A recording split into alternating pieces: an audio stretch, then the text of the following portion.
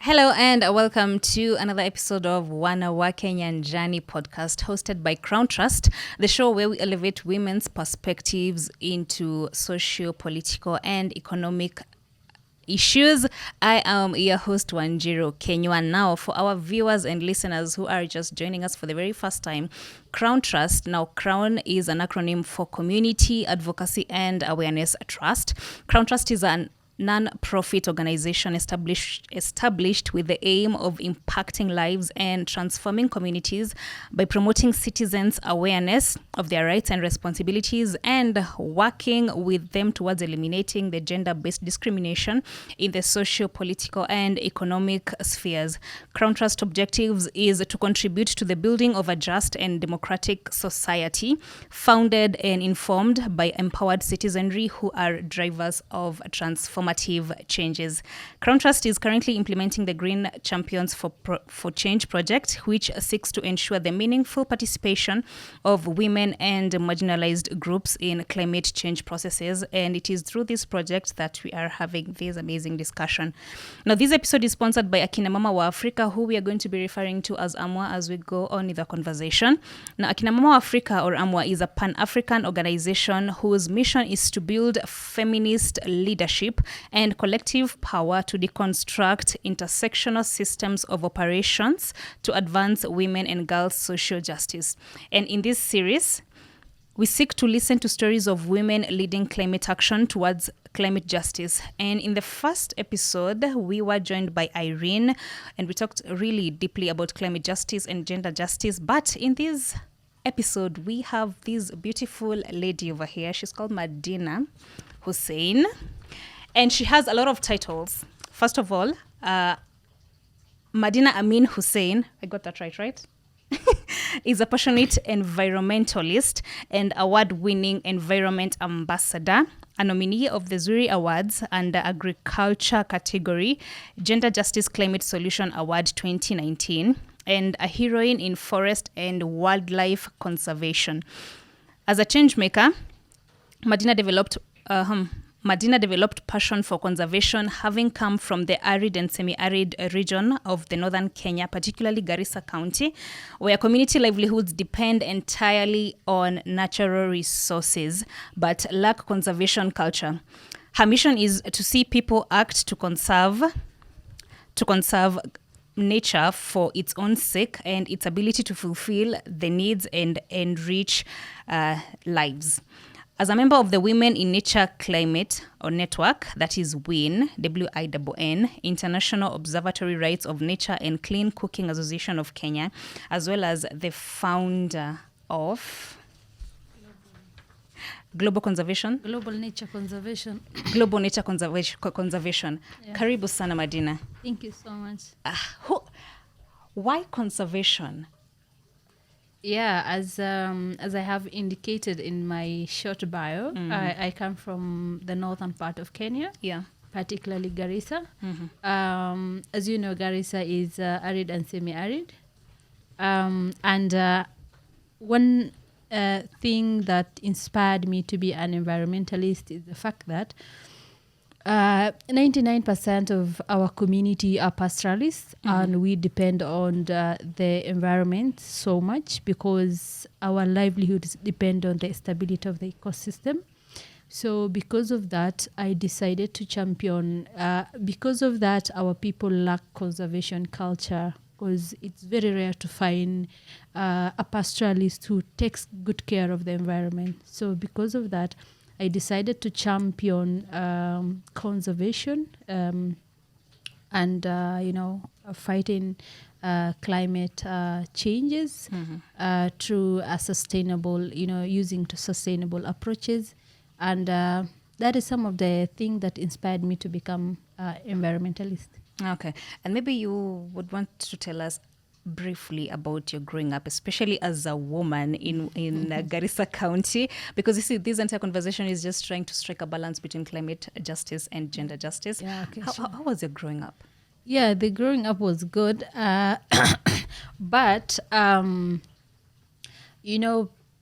people living in Garissa, especially the Somali community, they, okay, I don't know how to put it, but they like boys more than girls. And okay, not all. And then the narrative is currently changing because families and or parents are realizing that both gender are equal. But before, when I was a young person, I used to find that you can find a girl who is not schooling, but the boys are schooling because, the society were believing, they had the belief that a girl child education was not that much important because at the end of the day, the girl is going to get married to another person. So it's kind of a waste of resources by educating a girl. But currently, the narrative is changing.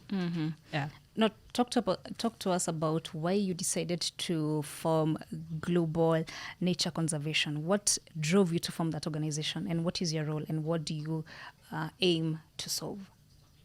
Okay, I'm the founder of Global Nature Conservation and currently the managing director. Okay. As I told you earlier, I come from Garissa. It's arid and semi-arid area. We are pastoralists, and our livelihood entirely depends on the stability of the ecosystem.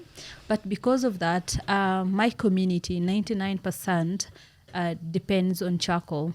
They use charcoal. Oh, really? Yeah. Okay. So because of that, as on one side we are pastoralists, and on the other side we are the people who are destroying the environment because we use unclean, energy, and that is something that triggered me to educate the communities about why we have to conserve the environment, because if we fail to conserve the environment, we will face desertification and drought, which will of course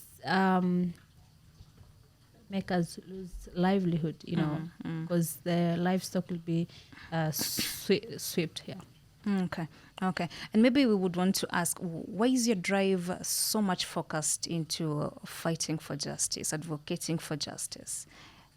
Of course, climate change affects everyone, but the way it affects women, young girls, and the marginalized group is different. These are people who I can literally tell you they cause nothing to contribute to climate change. But when it comes to climate change, for example, in our area we experience drought, we experience floods sometimes.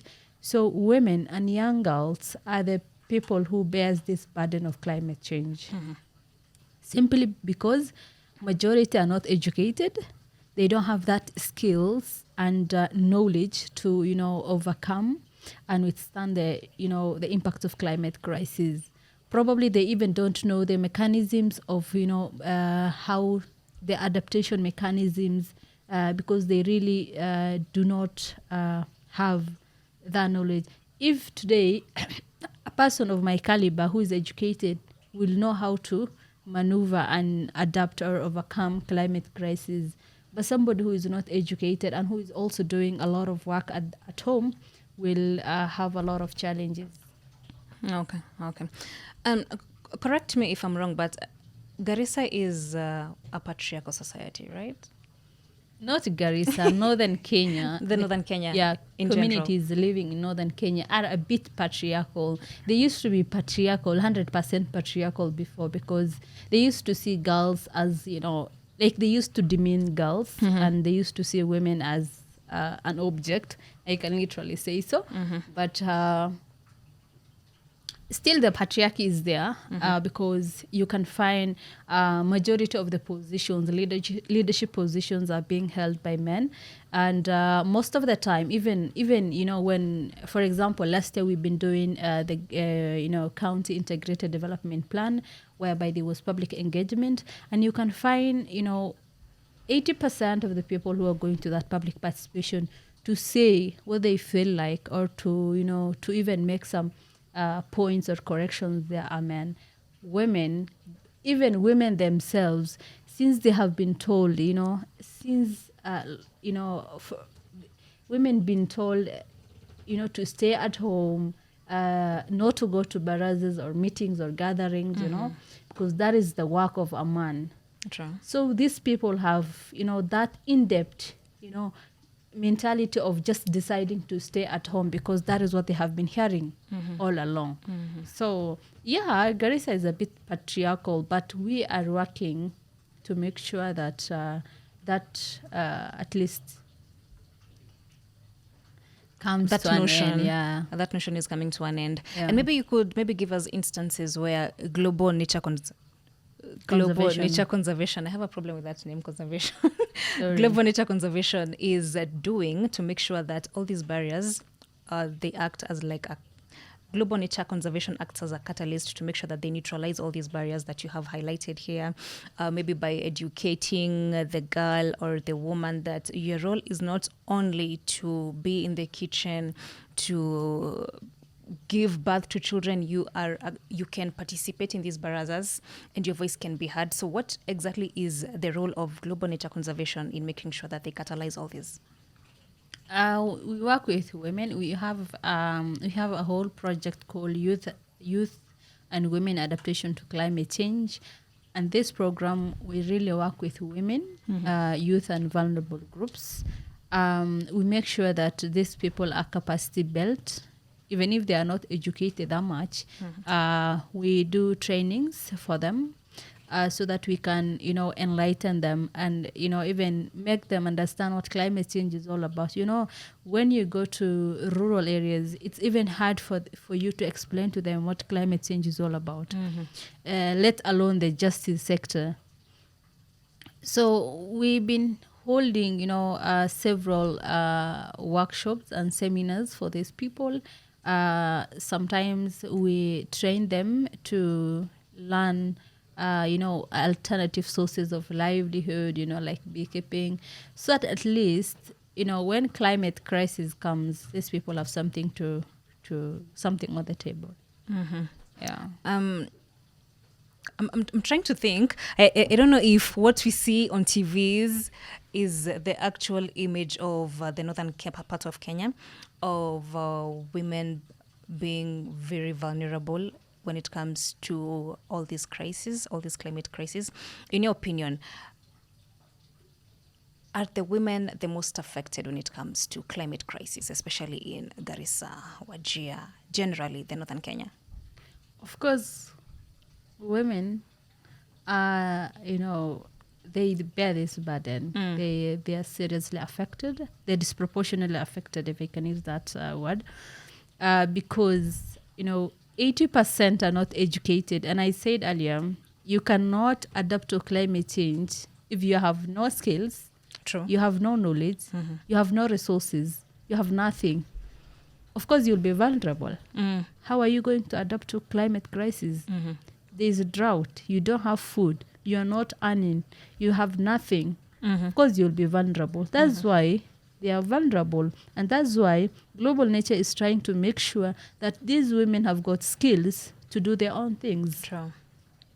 Yeah. Okay. And in your role as an advocate of justice, talk to me about how we can pair gender justice and climate justice. Okay. Pardon again? In your role, please focus. Okay. In your role as an advocate for justice, All right. How do you ensure that gender justice and climate justice, they balance, or they can be paired? How can they be paired? If we make sure that women are on the table, where discussions on climate crisis, or where the design, programmings, and everything is happening, if they're on that table, they can give out their views, or they can even propose what is good for them. But let's say these people are not on the table. Of course, they will be nowhere to be found. Sure. And people will just implement what they think is good for, what they think is good for them. not for women. So for us to make sure that climate justice and gender justice balance, we have to ensure that women and girls are part of climate change programming, discussions, negotiations. They also need to be getting resources.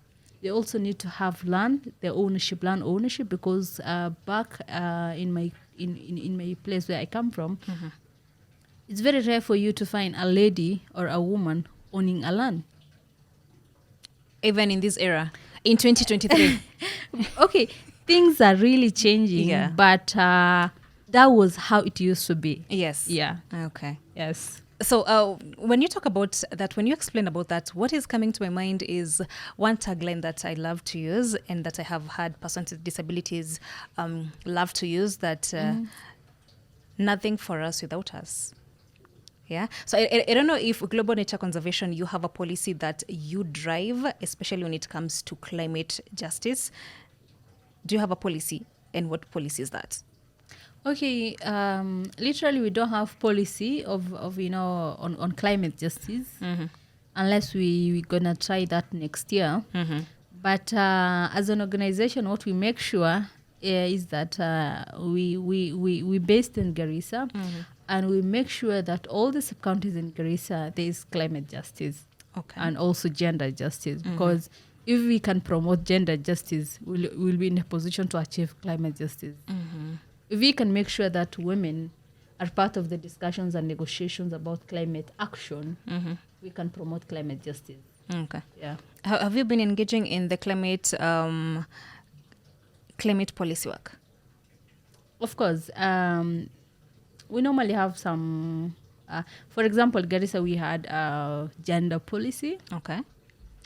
Whereby there was a lot of back and forth, and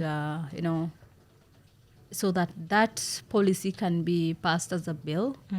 Do you want to tell us what policy that is? It's gender policy actually, but I think there's some hindrance. I really can't tell exactly what it is, but it wasn't passed as a bill up to now. But we, at CRAWN Trust, we love holding leaders accountable. Yeah. Accountable to any promises that they make, and especially when you mentioned that in Garissa County, a county that is considered that bado women have not been very much embraced into decision-making processes, into having the big positions. You mentioned that women still they cannot own pieces of land even in this area. That's why I'm shocked about it, by the way. So we should hold your governor accountable for this and really ask what is going on. Why are you not supporting such initiatives, especially? Yeah. So as we head into the COP28, bearing in mind that we had the Africa Climate Summit that recently happened in Nairobi, what was your take about the African Climate Summit? To start with, when it comes to gender and climate, the Africa Climate Summit, I can't really say anything because I don't want even to hurt the organizers. But there was youth declarations and also the Nairobi declarations, but you can find these declarations are, like the one for Nairobi declaration, it was, I can tell you, it was a replica of what they had before. Come to youth declaration, I can literally say it was a bit shoddy. Okay. All right. And even when it comes to women, participation, in that summit, you can't literally say there is that much women participation. Of course, you can participate, but the issue in Kenya is that everything ends in boardroom. There is no implementation after that meeting or after that summit, because if women are not getting what they're supposed to get, True. if women are not consulted when implementation is happening, you can attend the summit, it's okay. You can listen to a lot of panelists and a lot of speeches, and a lot of shows, but implementation is where the You drew the government line. of Kenya draws the line. Okay. Yeah. All right. And I want to rephrase what our guest Irene had mentioned in our previous episode of WANAWAKE NYANJANI, that Kenya is like it's continuously being constructed. Nothing has ever been implemented. Nothing has ever been solid. That okay, today we are building maybe a dam in Garissa County, and this dam is going. We're building 2 dams. One is for women and girls to be fetching water, and the other dam is for the pastoralist community to be taking their camels, to be taking their cows, their goats, so that they drink water. So it's just the talks. There is no implementation. That now we have finished. Now we have, I don't know. Could you tell me of a town that is in Garissa? Like Modogashe. And Modogashe is one of the, Modogashe is one of the wards in Garissa that is really facing water crisis. Mm-hmm. And that is the only place in Garissa. It doesn't have a river. There's no lake. There's no proper dams. There's nothing sustainable there. People are still using sand dams. You know sand dam? No, I don't know what is a sand dam. Like wanachimba mahali, then wanatoa maji. Oh no. You see? And you have the issue of privatization of water that is now about. I don't even want to think about it.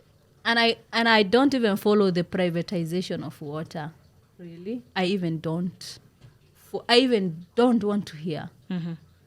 Because if right now they cannot provide water to every citizen, what is the point of privatizing? That will be crisis. It will be crisis that you have the authority now. You can fungulia your water at whatever time that you want and close it whatever time you want. And then in Garissa, not only Garissa, but Asal counties, one challenges we are facing in Asal counties, the leaders or people who normally takes the contracts to construct dams or to do, boreholes or so forth, those people just take that contract to benefit themselves. There's no proper follow-up, there's no proper guidelines, there's nothing sustainable they're doing. I don't know. It's just a cartel section, I can't even tell, because every part of Asal is facing water crisis. And the government of Kenya has been issuing, water projects And promises. since. Even the ones they normally give out, the real projects they normally give out, there's nothing being implemented, nothing important being implemented. Why is drought hitting us hard every year if you have water? Just two days ago, the PS for water was in Garissa, and he was asking, why is it that Garissa has more water, tracking system or water buzzers compared to Machakos? And Garissa is it has, the river Tana is passing Garissa, and it is the biggest river in Kenya. Are you getting? So why can't we just solve the water crisis? Garissa could be one of the counties that could have been supplying food to the rest of Kenya because of that river Tana. But there's nothing there. There's nothing sustainable being implemented. So that is why, and I can literally tell you, the drought thing and the drought projects or the water project in Garissa is just individual projects. It just goes to the pocket of individual, cartels. And there's no follow-up ever done about this. Nothing, because every person from the bottom to top, every person is being bribed. You can't even talk. You can't even say, the contractor want to take that little money, nothing else. Because last time, when the PS came, they were saying a dam I don't know where they wanted to construct that dam. They were saying it is 2.2 billion. 2.2 billion is not small money. It's not small money. It's not too bob. It's not too bob, or it's not 1,000. That money, if that 2.2 is sustainably, managed, if it is not embezzled, it can do wonders. But there is nobody who is ready for that, because at the end of the day, our leaders don't want to miss any campaign, manifesto. Yeah. They don't want to miss campaign manifestos.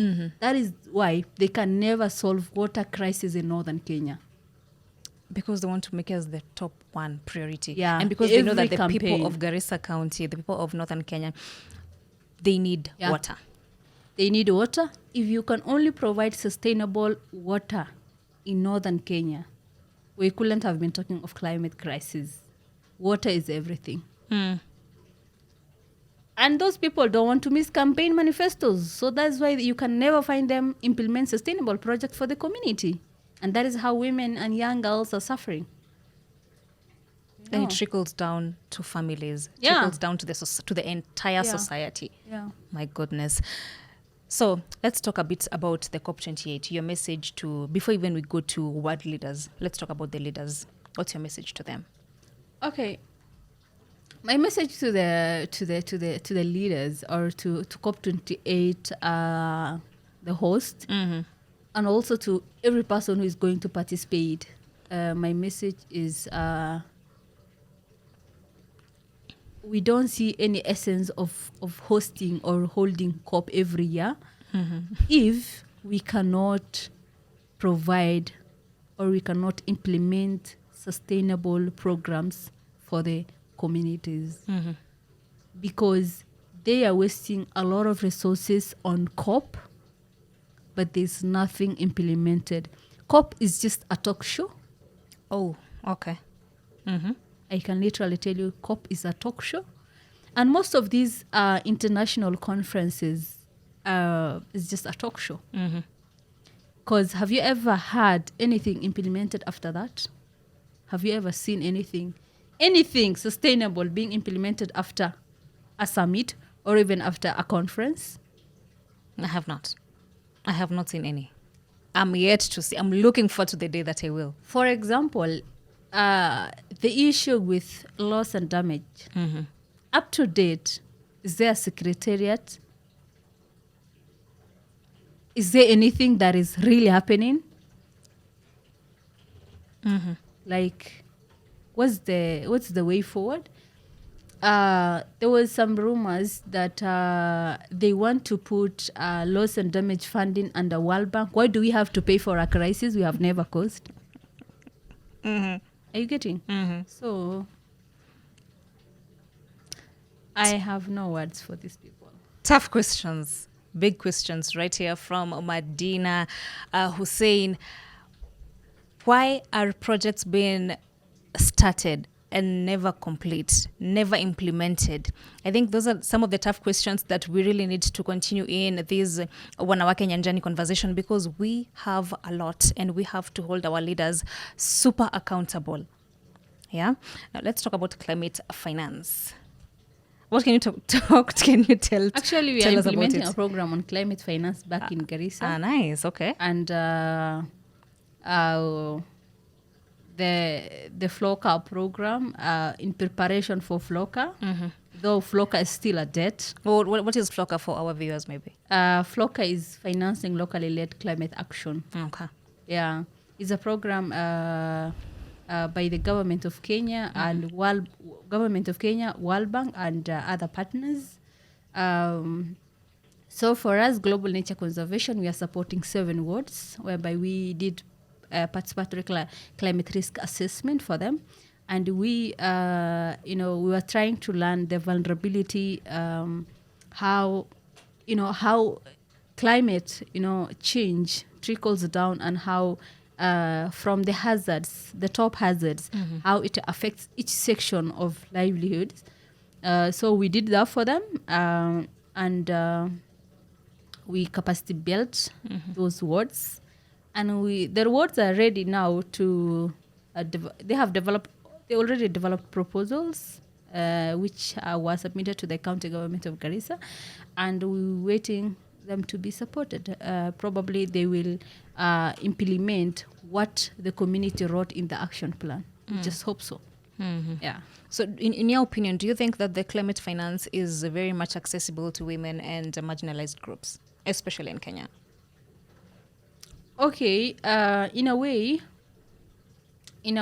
like the climate finance, they have the smallest structure of climate finance, county climate finance. They have the ward climate change planning committees. That's the small, that's the, can I say, the lowest structure of climate finance, climate finance mechanisms. And these ward climate change planning committees, we have women are included, vulnerable people are included. And that was only possible through the noise we've been making all through, so that women can be part of structures in the county, structures on climate finance in the county, and so forth. Okay. And that is how even two or three, you can find 3 women in, because the committees are 11, you can find three women sometimes, or others you can find 2 women. And literally, in a way it's helping, and on the other side it's not helping, because sometimes you can find those women who are in the committee are not even educated, they understand nothing. So they're just there. Okay.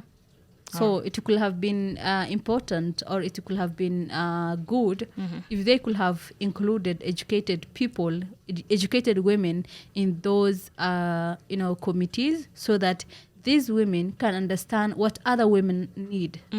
Yeah. Or they can table the need of their fellow women. Okay. Yeah. So as we said, nothing for the women without the women. Yeah. So if somebody wants to follow the conversation on global nature conservation, where can they find you? Twitter. It's called X. Okay, on Twitter. Facebook. As what's the name? Okay, Facebook, Global Nature Conservation. If they can search, we have websites.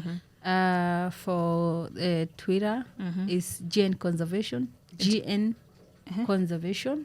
GN Conservation. Oh, GN Conservation, okay. They can also follow me at, Hussein Medina. Medina H. Medina with H. Medina. Oh, okay. Hussein Medina. All right. Very tough questions that Hussein Medina has been asking, and we want to hold our leaders accountable, and we want to ask, why is it that you're not implementing all these promises that you gave us during election period? Because trust you me, 4 years down the line, they will be back in your counties, 3 in your and a wards. half. 3 and some 11 months or 10 months. All right. 3 years. And they will still have the same manifestos to say, so and so lied to you, he didn't implemented what he said in his, there was this critic on Facebook that, who has stolen the manifestos of so and so? All right.